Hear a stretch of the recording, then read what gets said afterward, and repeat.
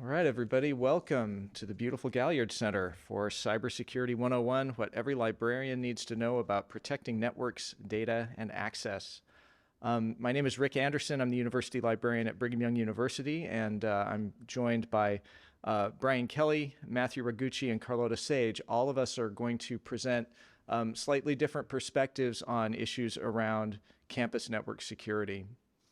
I'm gonna start things off just by quickly sharing a few thoughts from my perspective as a UL, and then I'll hand it over to each of the panelists in turn, and everybody will share some thoughts and ideas, and then we'll have questions. It's going to be a pretty basic setup here. So, sorry,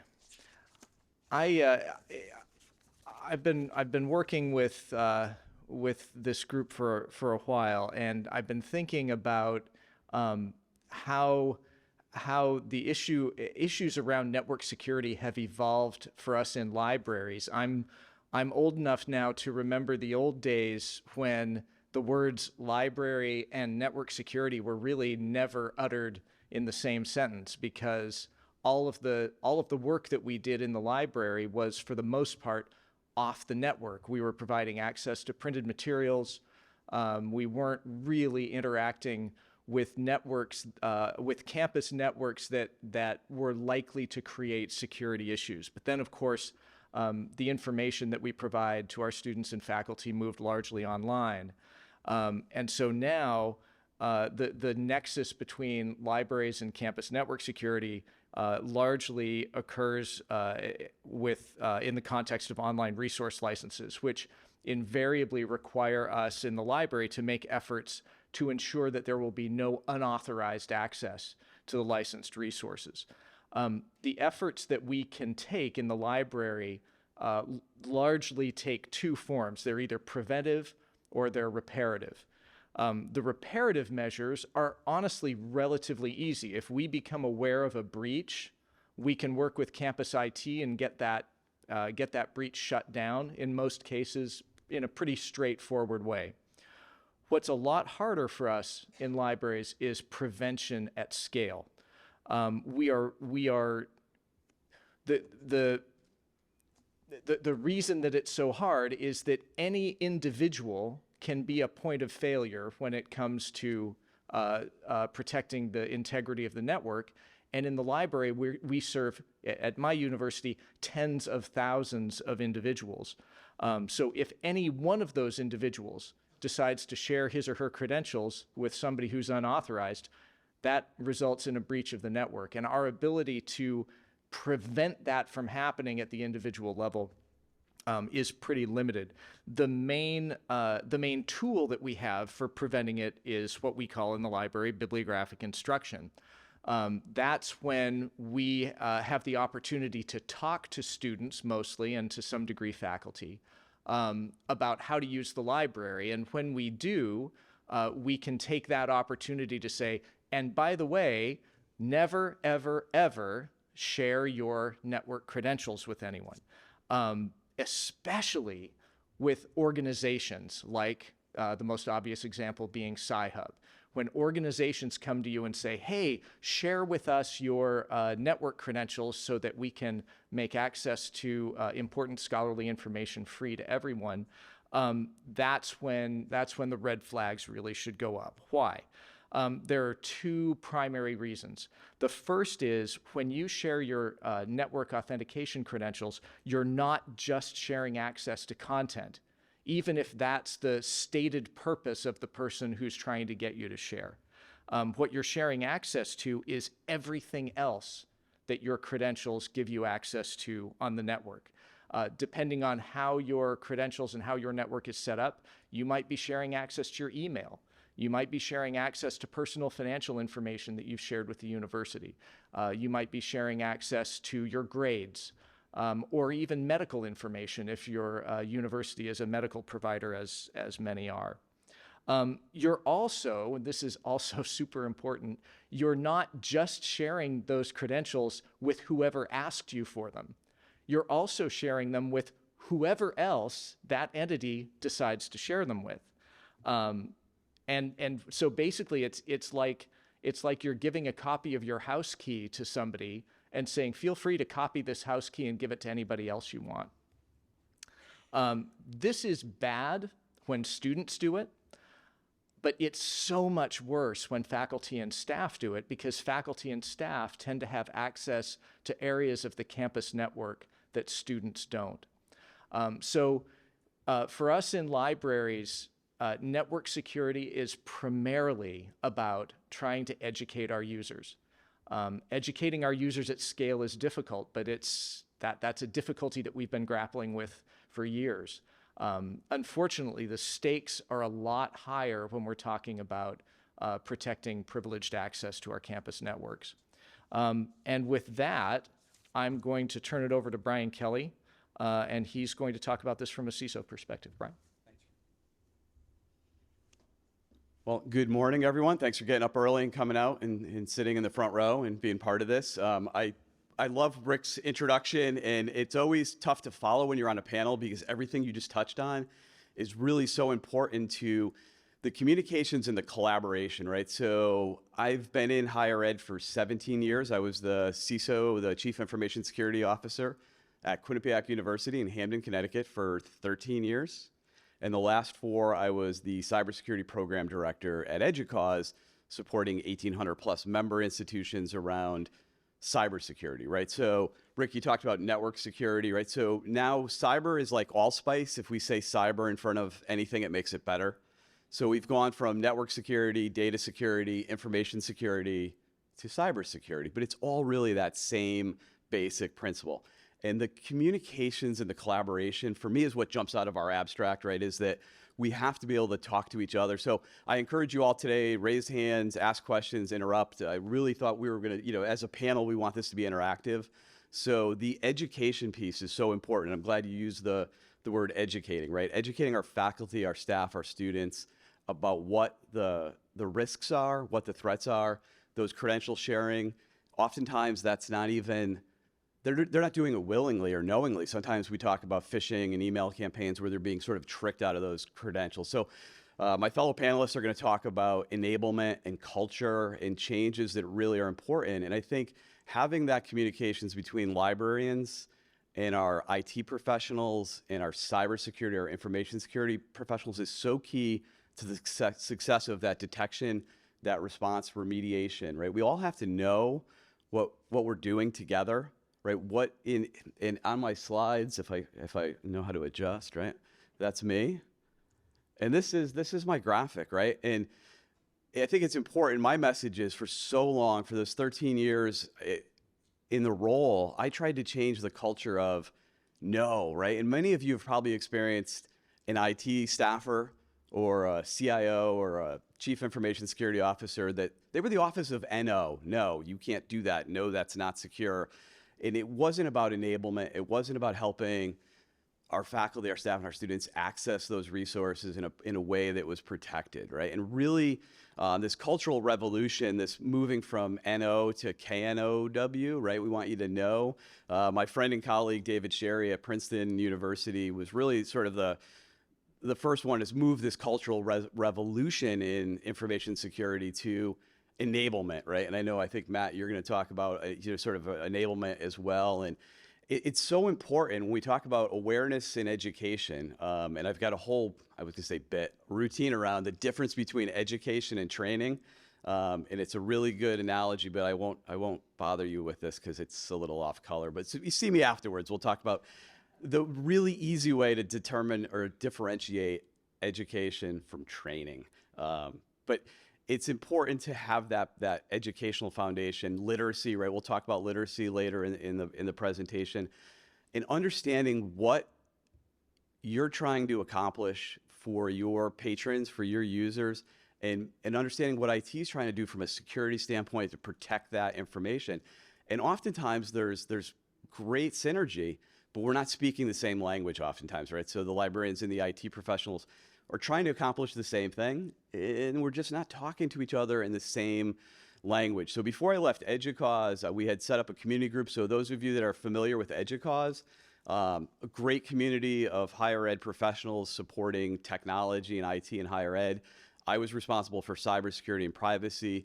We created a group with Dan Ayala and Sari from SNSI called Librarians, Security, and IT Professionals, right? So again, a space where we can all come together and talk about similar issues in ways that, and I looked before this morning, there was 640 members participating in this community group in less than a year. So that, I mean, that's a sizable number. And it's an online community where you can share and collaborate and just connect with each other. And I think for us, being able to share what's working, what's not working is super important, because then we move as a industry is the wrong term, but we move together and we do the same things, and it raises all ships. So with that, I'm going to turn it over to Carlota, and I think is our next panelist. And by all means, ask us questions. That's what we're here for. Thank you. Hello, I am Carlota Sage. I'm gonna do this because I don't like standing behind a podium. I am what's called a virtual CISO historically for organizations that are large enough that they need to understand security, but too small to hire a full-time CISO. They come to somebody like me historically. So I could be the CISO of anywhere from 3 to 12 small organizations, and these can be 2-person organizations or they can be 300-person organizations. But I'm usually the CISO for several organizations at once. And I'm actually shifting to a more community-minded model so I can bring the price point even further down and help even more people, right? So what does this have to do with libraries? It's the same model in a lot of ways, because I'm trying to coach founders or business people or nonprofits who are not deeply technical, who do not understand necessarily what cybersecurity is, and I'm trying to coach them on how to secure themselves and their smaller organizations. So one of my previous experiences was with a nonprofit in the library, museum, and archive space that did content management systems. So just trying to get that team, who were even those folks who were highly technical developing those content management systems for your audience, was a challenge sometimes, right? I want to talk real quick about what the security industry gets wrong and why I like being on panels like this. Since I'm usually targeting small businesses, right? The Small Business Administration has a 2022, so there's almost 8 million. There's 7.97 million sub 500 person organizations. But what we see in cybersecurity, what we hear from, are the people who can spend tens of millions of dollars on cybersecurity. That is not anyone in this room, right? That is not an academic institution. That is not a library. So we're facing, on the small business side, a lot of the same education, engagement issues. How do we protect ourselves when we can't spend $10 million on technology? And coming back to this idea of collaboration, I want to talk about security as more than just technology, because in a very security unconscious kind of organization, somebody is trying to do things correctly. I call that the grassroots movement. There's one person who wants to help secure their organization. They want to make sure that everyone is educated, but they're kind of they're that one voice in the field, right? There's not a lot of awareness about cybersecurity across the organization. The culture is that security is a technical problem, or it's that team's problem. Technology is one very small factor for security, and leadership is going to be a really key indicator of how successful your security program is going to be. So if you are in an academic organization that has a security team and you have never met anyone on that security team, I would recommend reaching out to your friendly CISO and see how you can help educate your users and how you can foment that cultural revolution to make sure that your organization, your library, your students are far more secure. So I'm going to turn this over to Matt.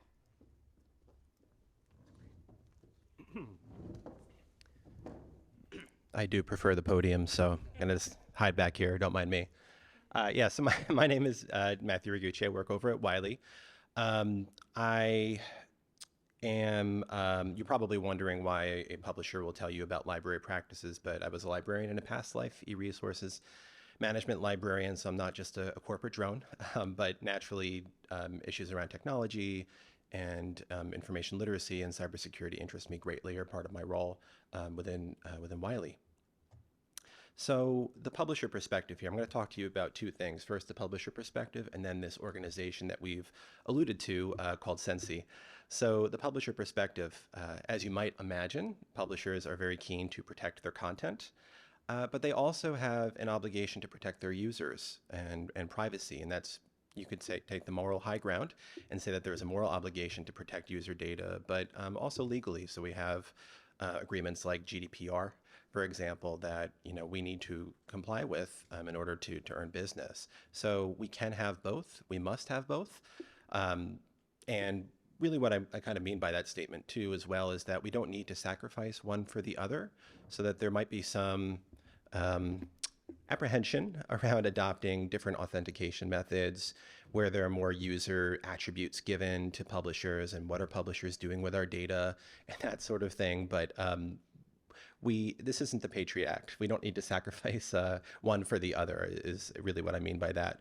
But that being said, publishers, they do have, a really robust abuse monitoring systems whereby, if a publisher may suspect bot traffic or, illegal downloading, that they will shut down that particular bit of activity, and that can be a bit disruptive to libraries and institutions, which you may have experienced yourselves and what I'll talk about in a moment. But yeah, as I said, we do have that obligation to protect user and institutional data. And those are credentials. Those are how you get to your e-resource management tools as well. All of it, we have an obligation to protect. So just two scenarios that I wanted to talk to you about because I have witnessed them personally, and perhaps regrettably, but in instances where there are compromised credentials and where there is a lot of, shall we say, illicit activity going on, mass downloading. A lot of institutions use IP as a means of authentication. It's easy. It's been around for a long time. It's easy for the publisher to set up. It's easy for the library to set up. You probably don't even need to talk to your campus IT department to do that. One of the issues with IP-based authentication, and I'm not knocking it here, but in that instance where there's mass downloading happening and an IP gets shut down for a period of time once the threshold is reached, yeah, as I said, an IP will get shut down. And if it's an easy proxy IP, all of your users will get knocked off of our platform for a period of time, which can be very disruptive if you're doing an information literacy class and you're going to Science Direct, and all of a sudden you see a Cloudflare message come up because someone on campus were using credentials where we view that they shouldn't have been. And there are short-term and long-term effects to this. In this case of mass downloading, you're going to see inflated usage data in your usage report because it's mapped to IP. That's going to hinder your ability to make collection development decisions as well. And then there are even more disruptive instances where there's ransomware attacks where you can be shut out for a period of days or even weeks, heaven forbid, and going offline for that period of time is actually going to knock your usage way down. You might find loopholes, but may not necessarily be able to attribute that usage to your institution. And again, those matter for collection developed decisions. So there's, again, long-term and short-term effects here. But thankfully, there are some solutions in place. I know the ubiquity of easy proxy, IP authentication isn't, going away. I think we just need to find ways to navigate it successfully. And OCLC came up with this thing called the pseudonymous identifier. So going back to the user privacy bit that I mentioned and not compromising the identity of the individuals at the institution, essentially what happens with this, and it does take some integration on part of the libraries, but even more so on the part of the publisher when it comes to adoption, is that a unique identifier is ascribed to each user. And then if if there's some sort of activity going on there, that user will get blocked as opposed to the entire IP. So it's less disruptive. Now, they will then in turn give that ID to to the library, and you can give it to your campus IT. You can go through your easy proxy logs to really identify where the bad actor is without compromising their identity. And certainly the publishers don't know that because it's synonymous. But for those who have SAML-based authentication, again, these are more secure methods of authentication where we can track user activity, but again, it's more secure than IP, that anyone who walks onto your campus with an IP range, they can access content. With SAML, I think it's a little bit more complex than that.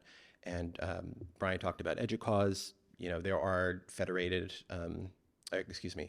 identity management federations that take a little bit more time to set up than IP, but are kind of worth it in the long run because of the security and ease of access that they provide. The same goes for Shibboleth and other tools like Open Athens.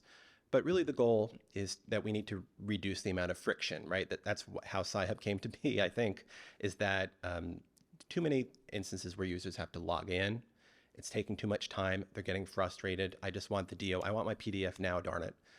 So there are a few initiatives out there in the industry. We heard from Todd Toller yesterday talking about Get FTR and content syndication, making sure that, access to licensed content is easier for our users, and we can do that. We can do that through things like Get FTR and seamless access and making it available elsewhere. So that was the publisher bit. Now I'm going to talk about Sensi.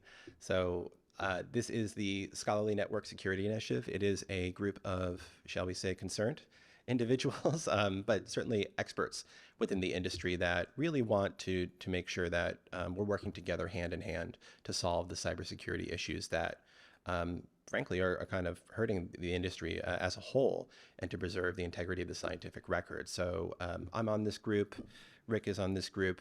There are others as well who are involved on the publisher and library side. We consult with CISOs and other cybersecurity professionals as well, and experts, to get their opinion to make sure that the information that we're giving you is not only accurate, but useful.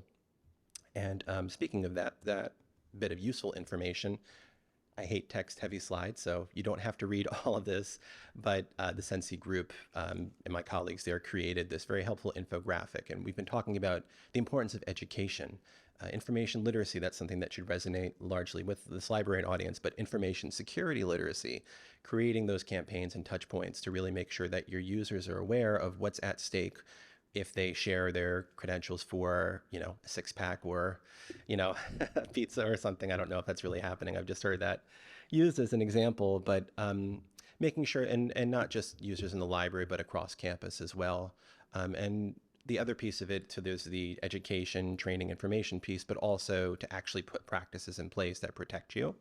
And this infographic talks about the steps that you can take to actually do that, to broker those relationships with campus IT, which I know that sometimes are tenuous at best. No offense, Brian, but yeah, but making sure that you're working hand to hand and they know what's at stake when, or what happens in the impact when your easy proxy goes down. So those sorts of things. So this is the infographic. We're going to share the slides, I imagine, later. This is a QR code to that infographic that I just shared, and a tiny URL. And for all of you who are taking pictures right now, this was a test to see whether you're cybersecurity. No, I'm just kidding. So this will actually take you to that PDF. But again, yeah, don't give your credentials to anyone. And there's a tiny URL there as well. But yeah, thank you so much. And I think we now have time for some questions for the panelists. Thank you.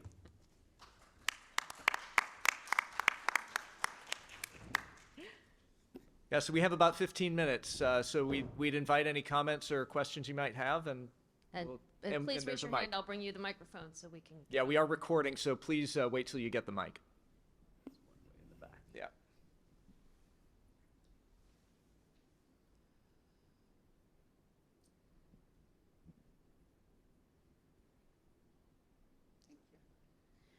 Hi, my name is Violetta Ilic from Adelphi University Libraries.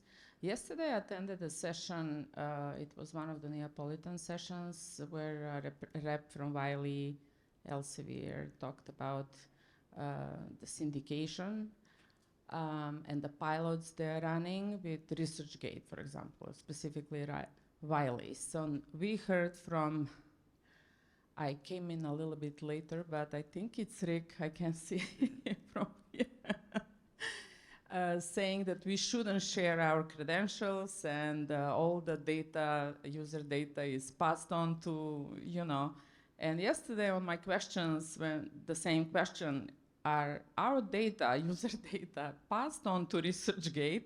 I was assured they're not. So I'm a little bit conflicted by these two sessions. So do you want to maybe explain if there is some kind of a difference? Do we pass credentials or do we not pass anything else without credentials, like medical, if we are in a medical school, or grades if we are students, and et cetera, et cetera? Yeah, no, that's a great question. Thank you, Violetta. So what I can tell you about our partnerships with ResearchGate and Elsevier and others is that the data, we do need to collect some data because it's important to libraries, but it's not necessarily user data, it's institutional usage. So for example, if you want to be able to track the usage, we're trying to create content existing in multiple areas that we can track that sort of usage so you can see where your users are going. So I think that data is being collected at an institutional level, not so much a user level, just so we're getting those metrics back to you and we can be able to provide them to you. I think that this, because it's still in a pilot form, that work is still undergoing, but I think that is the intention, to collect institution-wide data, not specific user data that would in any way compromise the privacy of your users or be exploited. Yeah. Right. Yeah, absolutely. And not authentication credentials either. We share that content as publishers. We share that content with ResearchGate. We're not asking you to log in to get that.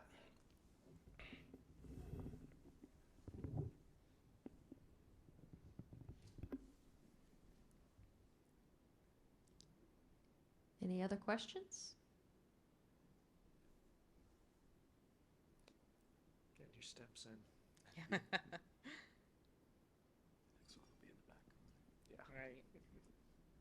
It's an excellent question, excellent presentation. I think Rick mentioned SciHub in the beginning of the presentation. And it's a really sad issue, in my opinion. And many of my students have told me that they have used SciHub, downloaded papers, and they had no clue about the unethical practices. I don't know what is the status of SciHub today, and as professionals, how do we make sure that our students get educated? From now on, I'm trying my best to educate my students, but we have thousands of students. We have international students coming from all over the world. It's a big challenge. Yeah. So that is one question. And the second question is about easy proxy, and you mentioned pseudonyms. So I don't know what that means. Thank you. Yeah, I'll just respond quickly about SciHub and then pass it to Matthew. I think one thing that would really help, quite frankly, would be if we as librarians, as a profession, would try and think of a less crude way to say this than the phrase that's coming to mind, would pull our heads out with regard to SciHub and stop pretending that it's not an issue.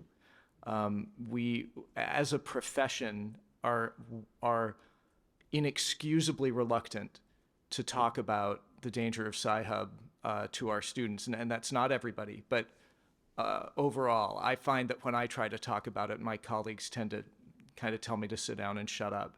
And I think part of that is there's sort of a feeling of the enemy of my enemy is my friend, and if SciHub undermines Elsevier and Wiley and Springer, then that's a good thing, and stop treating it like a bad thing. But I think there's also a failure to recognize that SciHub is not just about freeing access to content. As a library administrator, I mean, I'll tell you, I don't lose sleep over the prospect of an unauthorized user getting into our network and downloading systematically 30 years worth of journal content. That's a bad thing. It's unacceptable. We do what we can to prevent it. I don't lose sleep over that. I do lose sleep over the idea of somebody from SciHub getting authentication credentials from a member of the medical faculty who wants to free access to information and downloading 2 terabytes of FERPA-protected patient information. And the fact that talking about these kinds of risks for some reason is really hard in our profession. It's not a good answer to your question. How do we do it? How do you do it when you're serving, like I am, tens of thousands of students? I don't know, but I think that one thing that would help would be if, as a profession, we would talk about this stuff more broadly and more openly and more honestly. So about Easy Proxy, I don't work for OCLC. I'm not a product manager. If there's any OCLC people who want to keep me on retainer, let me know, because I do feel like it has become a big part of my job. But to answer your question about sort of what is the pseudonymous identifier, it's anonymous. It's a random, unique identifier that's ascribed to user logins. So, and the purpose of this really is so that the publisher doesn't, or whoever's using it, the publisher doesn't know specifically who that is, but they can give that to you and you can go through your logs and find out. But that, believe that is the purpose. I don't know. There are a few other experts in this room who could speak to it, but I think that that's probably the best way to describe it. No, I would. Yeah. I would agree. Yeah. And as an outside person, I'm not in touch with this SciHub issue. We have our own issue in cybersecurity with EC Council. It's not a login issue. It's more of they tend to plagiarize known cybersecurity and influencers' content. They have a lot of issues, and we can't fight it in cybersecurity easily.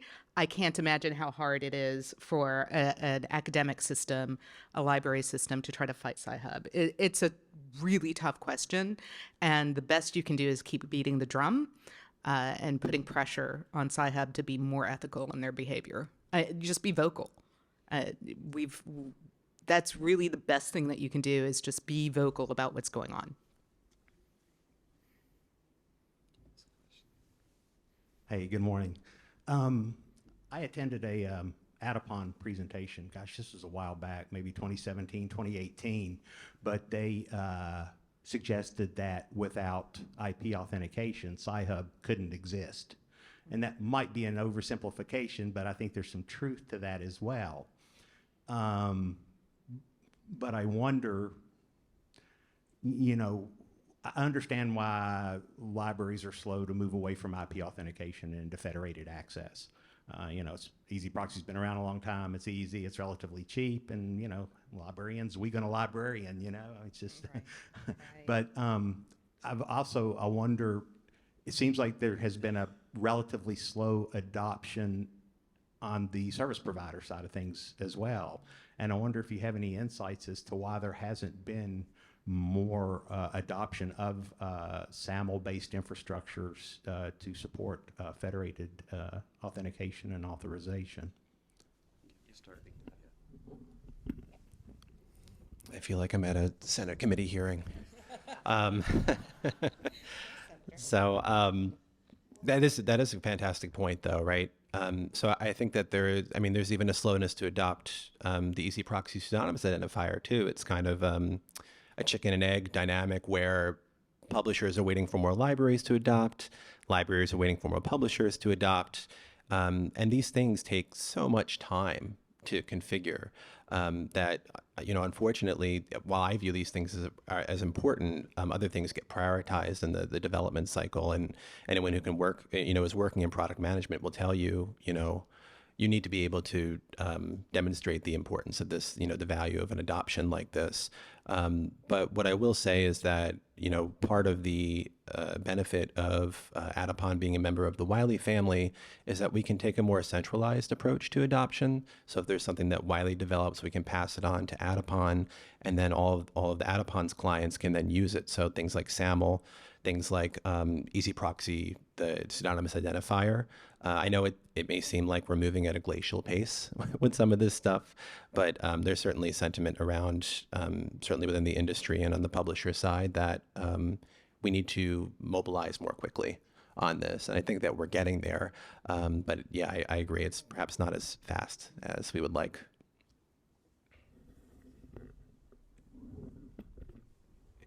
And I would just come back to it's having those conversations with IT leadership, right? So so much has changed in the last through the pandemic with our faculty, staff, and students working remotely. The perimeters that we built for our networks and that IP-based authentication, with everyone being off campus and on different IP ranges. So having those, taking from today, from this conference, and going back to your institutions and asking, you know, where are we with SAML? How are we using authentication in other aspects of the institutional operation? things may have changed, right? That maybe that accelerates the adoption and helps you as librarians move those initiatives forward. So having those conversations, having that dialogue with your security folks, with your IT folks, will help. You know, if I ask this room, how many of you hate typing in passwords? Everybody hates passwords, right? And we talk about credentials being given away. If we get to a point where there's no passwords, right? Then you can't give away your password, right? So when we talk about education awareness, raising the awareness of password managers, right? So encouraging your faculty, staff, and students to use a password manager that auto-completes and auto-fills in those logins, right? Those are really good things because it's hard for an adversary, whether it's a phishing campaign or when I think, Matt, you said bad actor, and now I can't get Nicolas Cage out of my head. That's all I've been thinking about for the last few minutes. But with something like a password manager or not having passwords, I think someone had mentioned that it reduces SciHub's ability or any other person's or entity's ability to use those credentials if we're moving away from that. So I would just encourage you to go back to your campuses, have conversations today with each other. What are you all doing? What are you experiencing? And then go back to my slide, you know, get to know, if you don't know who that Chief Information Security Officer is, go introduce yourself and change that culture, because I think that helps maybe speed up that adoption. And I'm going to say that, you know, on the business side, real quick, it's unfair to compare your university to what's happening on the business side. It feels glacial, but keep in mind that anything that started up in the last 5 years has had cloud services, which means that if they go for Google Workspace, they immediately have that single sign-on option, which, you know, a lot of universities, especially larger institutions, have invested a lot in their on-premise infrastructure. So they just can't move as quickly. They can't do that adoption as fast. So try not to compare it. How significant is two-factor authentication in mitigating that? Oh, huge, Yeah. huge. So there are 3 things that I recommend to every, I don't care how big your business is, enterprise, 2-person company, you know, passwords, good complicated passwords managed with a password manager, multi-factor authentication, and then update your stuff, patch your SHIT, right? Because where I see password management and multi-factor authentication fail is at the browser level usually. Somebody has managed to somehow compromise the browser itself and get that information out of the browser. Get in token, get that password out of a saved. If you're saving your passwords in your browser, it's okay. It's better than nothing, but it is not where I suggest you save your passwords. Get a password manager. Yeah. Hi, good morning. Meredith Wilson, Head of Scholarly Resources, BU Libraries. Thank you for this panel. One of the things that I've been somewhat on a crusade about at my local institution for the last couple of years is streamlining our processes with IAM, so Identity and Access Management Group. For those in the room who don't know what that group does on your campus, they're the ones that sort of put our users into the different boxes, right? So am I an emeriti? I know, that's a whole separate panel. Am I, right, am I a visiting researcher? Am I a current student, right? These different sorts of things. And one of the things that I've noticed sort of working with them, and they had a leadership change halfway through that project, of course, yes, is just the fact that it's really inconsistent, candidly, on, you know, their understanding of who these different users are on campus. The process of assigning affiliate status is deeply concerning. So I wonder if the panel has any suggestions for how the library can be more of a trusted partner as the folks that sign, right, the license agreements to help folks in central IT, specifically in IAM, to sort of understand the nuances and the difference of these user groups. Thanks. Do you want to tackle that? I would just simply say, I think it's what you've done, right, is having those conversations. And I think that makes my point is that those groups, those silos, whether it's the Identity and Access Management Group or the IT folks, they don't always know what your business case is, what your customers, right? These are words we don't use in higher ed, right? You have customers of the library, right? You want to, I think, the point about reducing friction, right? So they only know what they know. So that literacy, back to having those conversations, you said it, find out who the IAM folks are on your campus and have a conversation about what would make the experience, right? We talk a lot about student experience, right? What would make that experience better, easier, less friction, right? So I think that's my add to your comment. The only thing I'd add is that I've had a lot of complicated conversations with it, and some of it comes from the IAM group, some of it comes from development, because they're the ones who want to give the emeritus faculty and the alumni access, and they say, well, why won't you share this access with our alumni, from whom we want to get major donations, and then having to explain to them what authorized user means, and then even if you can define, on many campuses, the emeriti continue to be bona fide members of the faculty and therefore usually fit the authorized user definition. How do we identify them? How do we credential them? I guess I'm just repeating your question back to you, saying, yeah, man, this is really tough, isn't it? Really well, thanks. Next question. Yeah, sorry. Derek. I think that I'm sorry, I'm just going to jump in here I'm having to do this from a different perspective, but, ask your IAM team what their access review policy is and how can you participate in that, right? How is there a way that somebody from my organization can be a part of that process? That takes some burden on for you, but it gives you better insight and more transparency. Hi, I'm Derek Law from the University of Glasgow. As it happens, I'm an emeritus, which means I'm on a 0-hour contract, but I am one of the faculty. But the sort of question or comment I wanted to put was from the perspective of a university manager. And as a university manager, I'm very concerned about the profile of my institution, which I want to be very, very high. I want my staff to be as accessible as possible. I want their publications to be as visible as possible. I want their CVs to be everywhere on the web so that people know how we're involved and engaged internationally and nationally on committees and all that sort of thing. Right. I don't want everything to be secret. I want the university to be out there. Yeah.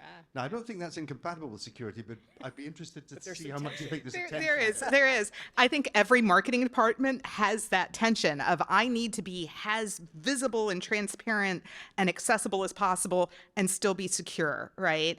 And it still comes back down to those fundamentals, right? I remember my first experience with the university was emailing the provost of UNC General Administration in the late 90s that their CV had their social security number on it and they needed to take that off, right? So I think having a knowledge base of here is the kinds of information that you should and could and should share, and here's the kind of information that you want to hold to yourself. It's a bit of a challenge because there are crazy people out there and you do end up with some stalkers and that's a whole other issue. But in terms of how do I stay visible and protect myself, again, those fundamentals, right? Password, multi-factor, all the things.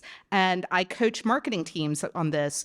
I want you to have password manager and multi-factor authentication for your private email addresses as well. Because where we see things fail is where you're not covering yourself as an individual. So a lot of the breaches that you hear about will sometimes compromise a person's individual account and use that to pivot into their industrial or institutional account, right? It really is about coaching your team. So if you want, I'm happy to write some content around that and share that with you, and then we can share it with the rest of the world, whatever you need. But it's tough. It is a real tension because you want to be visible as possible, but you also need to protect both the individual and the institution. Is there anything that I haven't covered with that? No, I think that's it. With the accessibility, right, having all of that, we all want to, whether you're a higher ed institution or a company, you want it to be visible. And it's awareness for us around what is visible and how that can be used by an adversary, right? So I think it comes back to that education, the literacy, and just letting the folks that are that public know that you could be a target. And that's often, we come back to, if we take everything full circle of this talk, coming back to credentials being misused, right, is that oftentimes our faculty, our staff, and our students go, well, why would we be a target? Why would someone want my user ID and password? And because we're public and they're out there, they become a target, and those credentials get used for SciHub and other things. And I think it's that awareness of we're all a target, which seems a terrible way to conclude this. But the more public, the more visible, the more important your research is, the more higher profile your institution is, somebody's going to see that as a target. So have a great day. Yeah. Right. Good luck. And with that, we do have to close because we're over time. Thank you so much for joining us for this conversation. That's it. We're all good news. Oh yeah, we're just